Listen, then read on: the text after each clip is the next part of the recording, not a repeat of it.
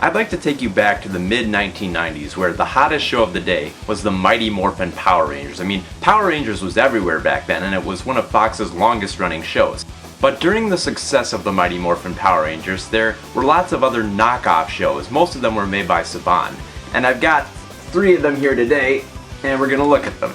Let's start with VR Troopers. Now, the first thing I hate about this tape is that it starts off with 4 advertisements for the Power Rangers. The 10 repackaged breakthrough videos include Day of the Dumpster, High Five, Food Fight, Happy Birthday Zach, and No Clowning Around. Don't get me wrong, I understand that Fox wants to promote the Power Rangers, but think about it. If you were a kid and you really wanted to see the Power Rangers on tape and you really wanted one, but all your folks could find was this VR Troopers knockoff, and you pop the tape in and guess what you see? Power Rangers, reminding you of how much more popular and how much more you like the show than this show. Countdown control. 4, 3, 2, 1.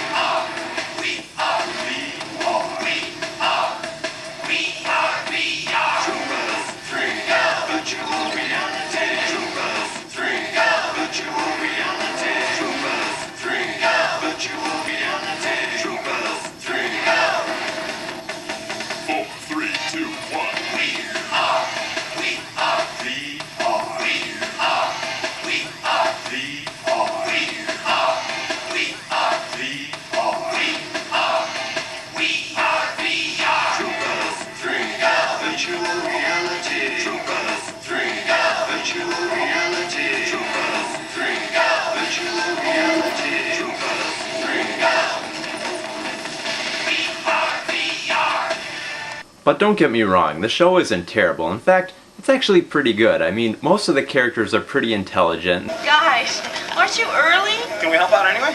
Just hang on, we got a couple more minutes before... God! Oh no! Crashing! What's up? My story's gone! Computer viruses entered the system. Wiped out all your stories. And the villain is pretty interesting too. I mean, he's a millionaire who spends his spare time going into the virtual reality world to play this evil bad guy. Forces of darkness, empower me! Take me back to my virtual reality!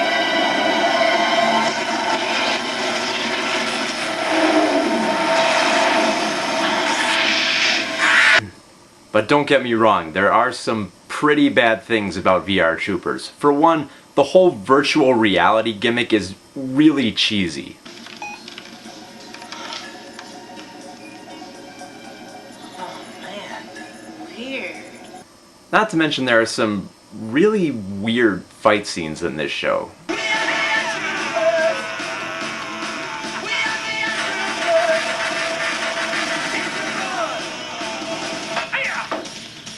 But probably the worst gimmick of VR Troopers is the talking dog. Jim, where's the professor? Don't have a clue, Ryan.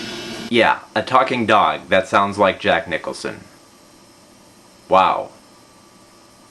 Just wow. Gosh, I know you're all terribly busy, but do you think you could spare a moment to tell me what's going on around here? I can't find the professor on any of the systems. Hope the virus hasn't deleted him. Pyrus, Grand, where's the disinfectant? You guys remember the show Mr. Ed, right? Where they put peanut butter in the horse's gums so it looked like he was talking? It's pretty much the same bit here with the dog. Also, I'd like you to tell me if you can find any subtext in this particular scene. Okay, JB, it's time! Power transfer command now!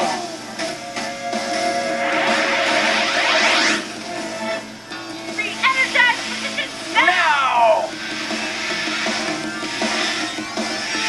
Energy transfer sequence! Begin!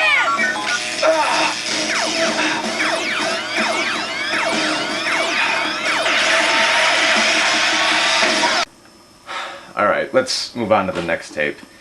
And I really can't believe the title of this next tape. It's called Superhuman Samurai Cyber Squad. And look, Syber is spelled with an S. Now, why? I ask you, why? Were they trying to be cool like Mortal Kombat or something? I mean, do they have enough S words in the title? I mean, is it a typo? Is it a typo? The Superhuman Samurai Syber Squad. Superhuman Samurai. Superhuman Samurai. They're gonna amp it up. Kick some gigabutt. They're gonna rip it up. A hero always makes the cut. Superhuman Samurai. Superhuman Samurai.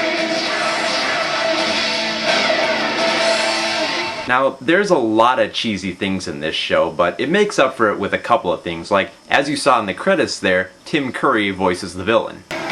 It was a very minor victory. We'll fry your circuit, buddy. There is no match in the universe for me. I am Kilo Khan, overlord of the digital world. But much like VR Troopers, this show has the gimmick of the computer world. Now, the dialogue is pretty cheesy, but somehow I think the directors knew that, like they wanted to make the show cheesy. Let's kick some gigabutt with the cherry on top. You all make a pretty great team. All for one and one for all. Through thick and thin, rough and smooth. Vanilla and extra double ripple. When the going gets tough, the tough go shopping. Use an accordion and go to jail. That's the law. So when the four kids actually go into the computer world to do battle, one of them goes in as the giant Syber Samurai, I guess, and the other three get in these three robots that combine to form... Sequence complete. Activate the Xenon program. Optimus Prime? Whatever. Anyway, they combine to make that robot, and they both fight these giant viruses, I guess, but the action is actually pretty good.